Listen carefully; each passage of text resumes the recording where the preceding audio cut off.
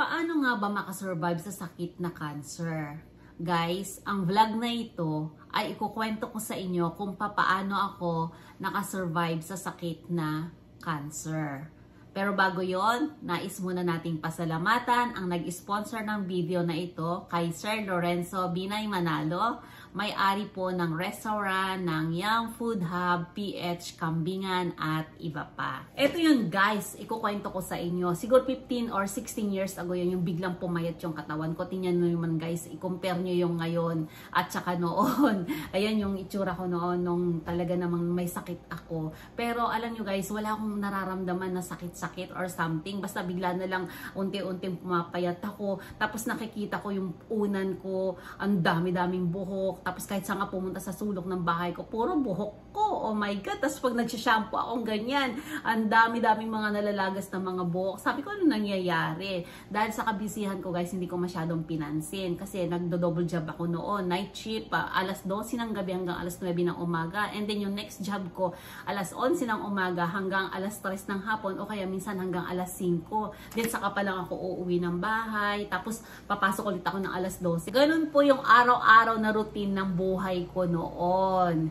And then one day, yung papauwi na ako galing sa sa trabaho, doon sa likuran ko, bigla na lang merong bumunggo, bang! Ganun siyang ganyan, ang lakas-lakas. Tapos nawindang talaga ako, anong nangyari ganyan. Tapos nahihimasmasan na lang ako, nasa ambulance na ako. Yung pala, nabunggo na pala ako ng sasakyan. Pero wala akong naramdaman, wala akong sakit-sakit na naramdaman. Hanggang sa ilang oras yung nagdaan, parang may pakonti-konti na ako nararamdaman na sakit. Tapos, ayun nga, check up dito, check up doon, interview ng mga pulis. In short, na-confine ako, tapos nalagyan ako ng brace dyan. So, 1 month mahigit din yata ako na-confine.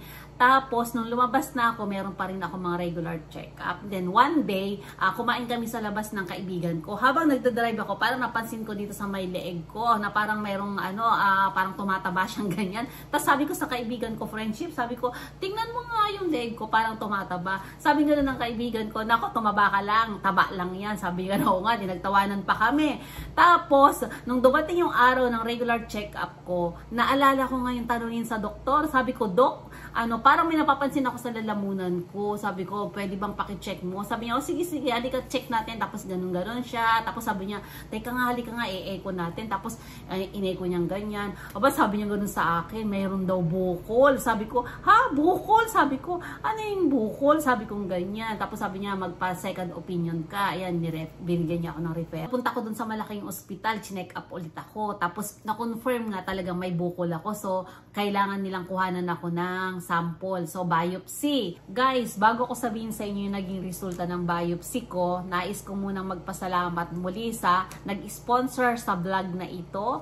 Muli, maraming salamat. Young Food Hub, PH, Kambingan at iba pa. Located po siya sa 1375 San Marcelino Street, Paco, Manila, Philippines. At pwede po kayong mag-order sa Food Panda. Ito po yung kanilang mga menus. And soon, magkakaroon na rin po sila ng mga biryaning kambing at marami pang ibang putahe ng kambing. Ayan, balik tayo guys sa kwentuhan. So, bumalik na ako sa ospital para kuhanin ko yung resulta ng aking biopsy. And then, tinanong ako ng doktor, sino daw yung kasama kong pumunta sa ospital. Sabi ko, yung kaibigan ko po. Daw ba akong kapamilyang kasama? Sabi ko, wala po, kaibigan ko lang po. And then, sabi ko, pumunta kami ng kaibigan ko dun sa loob. Tapos, alam nyo, nininervyos na ako. Kasi parang sabi ko, parang hindi maganda yung resulta ng aking biopsy. Kaya sabi ko, Dok, pwede bang tapatin niyo na po ako? Tapos yun, tinapat ako ng doktor. Sabi niya sa akin, cancer ka, stage 2. Gulat talaga ako. Oh my God, sabi ko, cancer, hindi talaga ako makapaniwala.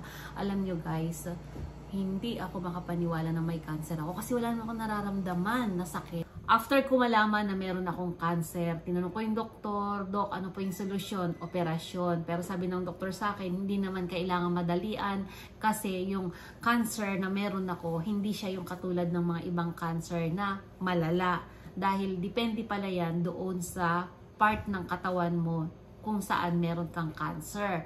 And I'm very thankful talaga na hindi delikadong parte ng katawan ko yung nagkaroon ako ng cancer. Pero cancer is cancer. Lord, sabi ko, ito na po ba yung katapusan ko? Paano yung anak ko? Ang bata-bata pa para mawalan ng magulang. Kami kong inisip yung mga kamalian ko sa buhay, yung mga kasalanan ko. Sabi ko, eto po ba yung mga kabayaran sa mga pagkakamali ko sa buhay, sa mga nagawa kong kasalanan. Ito man po yung kabayaran, Lord. Sabi ko, isa lang ang hiling ko, huwag niyo pong pababayaan yung anak ko. Kasi ang bata pa ng anak ko para mawalan ng magulang. Tapos iniisip ko yung pamilya ko sa Pilipinas. Sabi ko, paano na lang yung mga pamilya ko sa Pilipinas? Sino na lang yung tatakbuhan nila pag nawala ako? Hindi ko masabi-sabi sa mga pamilya ko sa Pilipinas. Tinawagan ko isang kaibigan ko. Sabi ko, ganito yung sitwasyon ko. Ikaw na bahala sa anak ko. Kung ano man mangyari sa akin. Tapos alam nyo guys, nagpapaalam na ako. Kasi doon pa lang talaga, doon ko pa lang napagmuni-muni na may cancer ako. May cancer na pala ako. Mamamatay na yata ako. Hindi ko alam paano sabihin sa anak ko. Pero kailangan kong sabihin sa kanya yung sitwasyon ko. Kaya naman nagplan ako na kumain kami sa labas. Sabihin ko sa kanya yung sitwasyon ko. And then sinabi ko sa kanya, anak, sabi ko, may cancer si mama. Alam nyo guys, natahimik yung anak ko. Nilapitan ako, niyakap ako. Tapos alam mo, yung yakap na ito hanggang ngayon, hindi ko makakalimutan yung yakap ng anak ko. Sabi niya sa akin, mama, gagaling ka. Dahil Chobo yun, sabi gano'n sa akin. Yakap niya na, yakapan kami, nag-iyakan kami, and then sabi ko, Lord, salamat. Kasi ramdam na ramdam ko na hindi ako nag-iisa. Kaya alam niyo guys, napaka-importante talaga ng pagmamahal ng pamilya sa mga taong may sakit o dumaranas ng cancer. Suporta lang ang pagmamahal po. Napakalaking bagay po yun. Nakaraos ako sa major operation. Eto, dito, tinanggal na lahat yan. At ngayon, nagme-maintenance na lang ako. Kaya pangalawang buhay ko na ito. Kaya naman, ayaw kong sayangin yung buhay ko. Dahil alam nyo guys, ang buhay natin, napakaiksi lang. Hindi natin alam kung ano yung mangyayari. Hindi natin alam kung kailan tayo kukunin ng Diyos. Kaya araw-araw, lagi nating tatandaan na lagi tayong gumawa ng mabuti kasi hindi natin alam yung final judgment sa atin. Kaya naman yung binigay sa akin ng Diyos na pangalawang pagkakataong mabuhay, hindi ko sasayangin. Dahil after po ng operation, free cancer na po ako. Kaya naman ang vlog na ito, nagpapasalamat po ako muli sa nag-sponsor ng video na ito. Young Food Hub PH Kambingan at iba ba?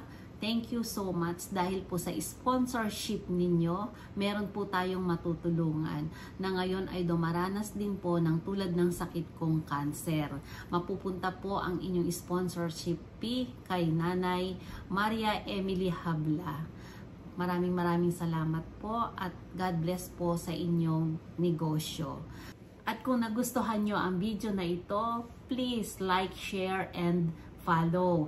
And by the way, meron po akong ginawang FB page group. Sana mag-join po kayo at sama-sama tayong abutin ang ating mga pangarap. Visit Angel's Kitchen at meron po kaming bagong offer sa inyo. Meron po kaming frozen na lumpiang Shanghai. Ito po ang best seller namin pag kami po ay tabi hoday or eat all you can. And also, meron din po kaming frozen na sisig. Hindi na po kayo mahihirapan. Igigisin nyo na lamang po siya at panalong-panalo sa inyong hapagkainan. Kaya naman guys, message lang kayo para sa pag-order. And kahit saan party man kayo ng Japan, pwede po natin kayong padalhan ng aming produkto. At kung kayo po ay isa sa may sakit na cancer, huwag po kayong mawawalan ng pag-asa. Kung paano po ako pinagaling ng Diyos, magtiwala lang din po kayo sa Diyos na kayo po ay gagaling. Dahil walang imposible pag ang Diyos na ang kumilos sa buhay natin. Yun lamang po, maraming salamat and God bless to everyone.